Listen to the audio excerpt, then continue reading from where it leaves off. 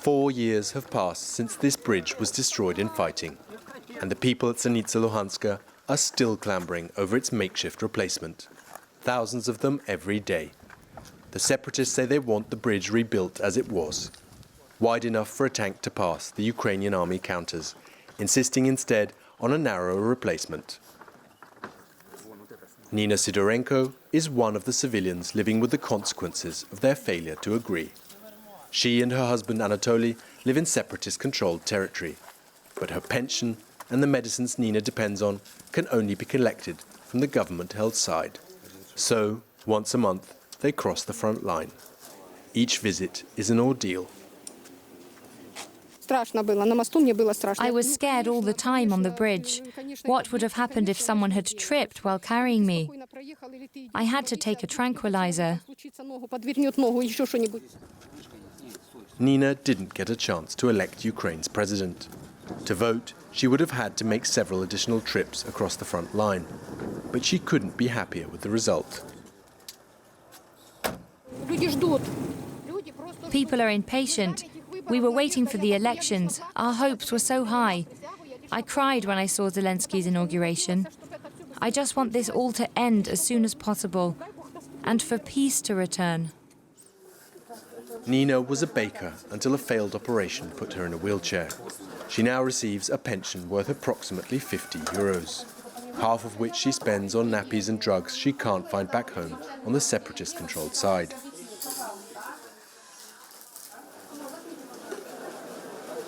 It's over 30 degrees, and most people here have to wait several hours just to pass the Ukrainian checkpoint.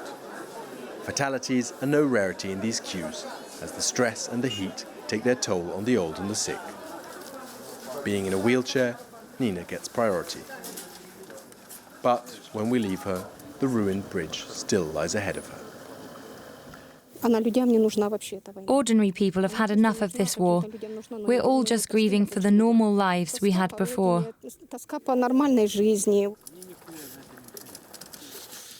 That report from Nick Connolly, who joins us now from Kiev, where that meeting between the EU and Ukraine's new government is to take place. Welcome, Nick. What can we expect today?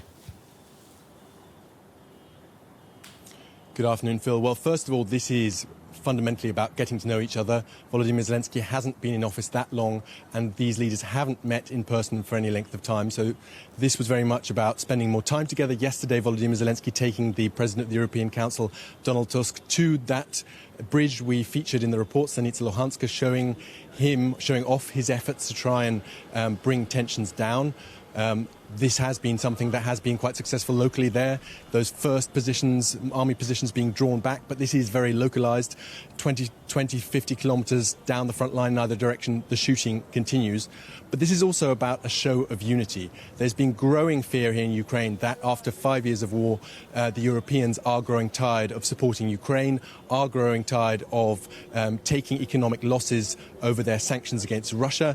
Recently, you'll remember the Council of Europe readmitted Russia to its parliamentary assembly, despite the fact that Russia had done nothing to change its behavior, had done nothing to get rid of the reasons for those sanctions being initially brought in. So there was real fear here that the Europeans were basically in a hurry to do a deal with Russia and get rid of this problem.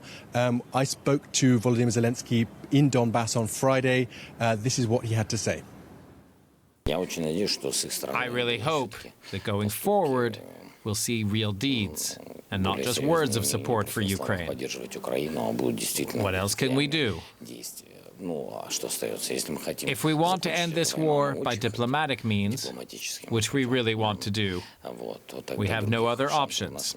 I hope that the other side will not undermine the measures we've already agreed to. Nick Connolly, the other side, he's talking there about Russia, of course. President Zelensky announced today that he's willing to meet Russian President Vladimir Putin.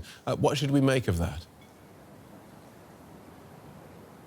Well, not only that, Phil, he also literally said to Vladimir Putin in this video message, we need to have a chat. It was as casual as that. Another example of Volodymyr Zelenskyy's love of breaking with the diplomatic convention there. If you look into the real small print of this, it isn't quite as big a gesture as it at first sounds. He says he wants to have President Trump there, Angela Merkel, Emmanuel Macron, and even Theresa May. So this isn't the one-to-one diplomacy that the Russians had maybe been hoping for. I think this is important for him. He needs to show that he is taking the initiative here. This has been the big hope that lots of Ukrainian voters, we have a parliamentary election here in a couple of weeks' time, have pinned on him, that he will really think outside the box and really take risks to bring peace. There are parties here in Ukraine who are friendlier to Russia than he is, and so he is kind of torn between those parties, those sentiments on the one hand, wanting to make a deal with Russia soon, and the other side of Ukrainian public opinion that says any kind of deal with Russia will be basically a betrayal of Ukraine's soldiers. So he's in a very difficult situation, and he's decided to take the lead with that kind of unorthodox move. Whether or not we'll see Vladimir Putin turning out to those talks, I think it's pretty unlikely, given his habit of not really reacting to these kind of challenges and his refusal to really accept Zelensky as an equal. That's been a thing all through the last few weeks. Putin making conditions for any kind of negotiation with Zelensky, making ever greater demands of what Zelensky has to do before anything changes. But this is really a reminder of Zelensky's new approach, a real different tone than we had from Petro Poroshenko, his predecessor, and a reminder that basically anything can happen. Ukrainian politics is good for surprises. Nick Connolly in Kiev, thank you.